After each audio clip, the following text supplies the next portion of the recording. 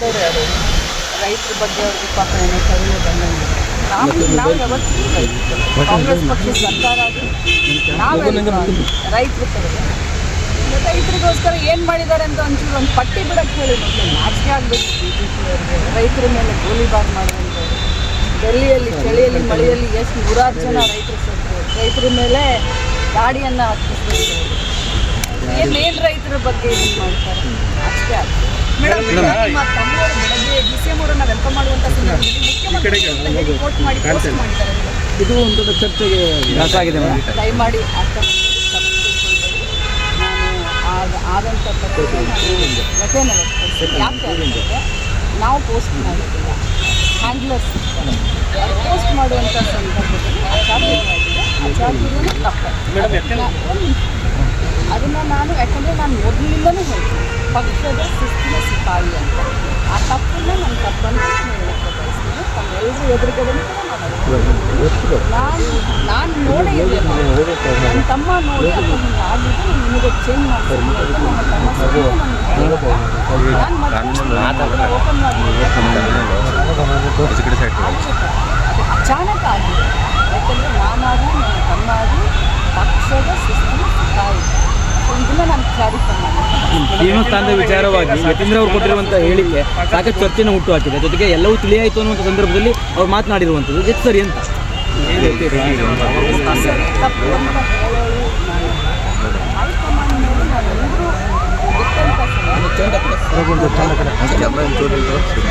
High command Shivakumar Saheb ಇನ್ನು ಗೊಂದಲಕ್ಕೆ ಎಡೆ ಮಾಡಿ ಕೊಡಬಾರ್ದು. ನಾವೆಲ್ಲರೂ ಜವಾಬ್ದಾರಿಯುತ ಸ್ಥಾನದಲ್ಲಿ ಇದ್ದಂಥ ಗೊಂದಲಕ್ಕೆ ಎಡೆ ಮಾಡಿ ಕೊಡಬಾರ್ದು. ಅವ್ರು ಏನು ಹೇಳ್ತಾರೋ ಅದನ್ನು ಅವರಿಬ್ಬರು ಕೇಳ್ತಾರೆ. ಹೈಕಮಾಂಡ್ ಏನು ಹೇಳುತ್ತೋ ಪ್ರತಿಯೊಬ್ಬರು ನಾವು ಗೊಂದಲಕ್ಕೆ ಎಡೆ ಮಾಡಿ ಕೊಡಬಾರ್ದು ಅಂತ. CM ಪುತ್ರನಿಗೆ ಒಂದು ನ್ಯಾಯ ಅಥವಾ ಉಳಿದವರು ಒಂದು ನ್ಯಾಯವ ಕಾಂಗ್ರೆಸ್ ಪಕ್ಷದ ಎನ್ನುವಂಥ ಪ್ರಶ್ನೆಯೂ ಕೂಡ ಉದ್ಭವವಾಗಿದೆ. ಯಾಕಂದರೆ DK ಶಿವಕುಮಾರ್ ಅವರ ಪರವಾಗಿ ಮಾತಾಡಿದ ಸಂದರ್ಭದಲ್ಲಿ ನೋಟಿಸನ್ನು ಕೊಟ್ಟಿದ್ದರು. ಈಗ ಯತೀಂದ್ರ ಅವ್ರಿಗೆ ಯಾವುದೇ ರೀತಿ ನೋಟಿಸನ್ನು ಕೊಟ್ಟಿಲ್ಲ.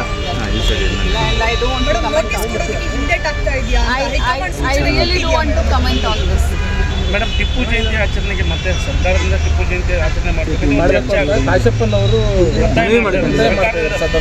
ಕಿತ್ತೂರು ರಾಣಿ ಚೆನ್ನಮ್ಮನ ಜಯಂತಿ ಇರ್ಬೋದು, ಸಂಗೊಳ್ಳಿ ರಾಯಣ್ಣನ ಜಯಂತಿ ಇರ್ಬೋದು, ಅನೇಕ ಹಿಂದುಳಿದ ಸಮಾಜದ ಅನೇಕ ಧೀಮಂತ ಮಹಾಪುರುಷರ ಜಯಂತಿಗಳನ್ನು ನಮ್ಮ ಸರ್ಕಾರ ಇಟ್ಕೊಂಡು ನಮ್ಮ ಮಂಗಳೂರಿನಲ್ಲೂ ಕೂಡ ಒಬ್ಬರದು ಇಬ್ಬರದು ಅಂತ ನಮ್ಮ ನಿಲುವು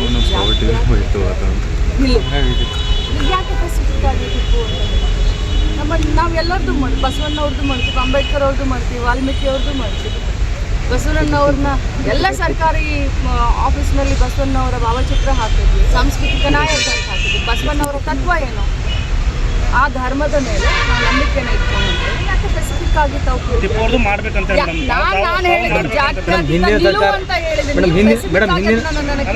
ಹಿಂದಿನ ಸರ್ಕಾರದ ನಿಲ್ಲಿಸಿತ್ತು, ಈಗ ಮತ್ತೆ 2 ವರ್ಷದ ನಂತರದಲ್ಲಿ ಸರ್ಕಾರ ಬಂದ ನಂತರ ಹಿಂದಿನ ಸರ್ಕಾರಕ್ಕೆ ನಮ್ಮನ್ನ ಕಂಪೇರ್ ಮಾಡಕ್ಕೆ ಹೋಗ್ಬೇಡಿ. ಅವ್ರು ಹೇಳೋದೊಂದು ಮಾಡೋದು. ನಾವು ಜಾತ್ಯತೀತ ನೆಲಗೆತ್ತಿನ ಮೇಲೆ ನಾವು ಧರ್ಮದಿಂದ ರಾಜಕಾರಣ ಮಾಡುವಂಥವ್ರು. ಎಲ್ಲರನ್ನೂ ಜೊತೆಯಲ್ಲಿ ಕರ್ಕೊಂಡು ಹೋಗ್ತೀವಿ, ಒಂದೇ ಅಂದ್ರೆ ಮಾತ್ರ ಅಂತ ಹೇಳ್ತೀವಿ. ಮತ್ತಷ್ಟು ಸುದ್ದಿಗಳಿಗಾಗಿ ನೋಡ್ತಾ ಇರಿ ಪಬ್ಲಿಕ್ ನ್ಯೂಸ್ 24x7. ಇದು ಸತ್ಯದ ಧ್ವನಿ.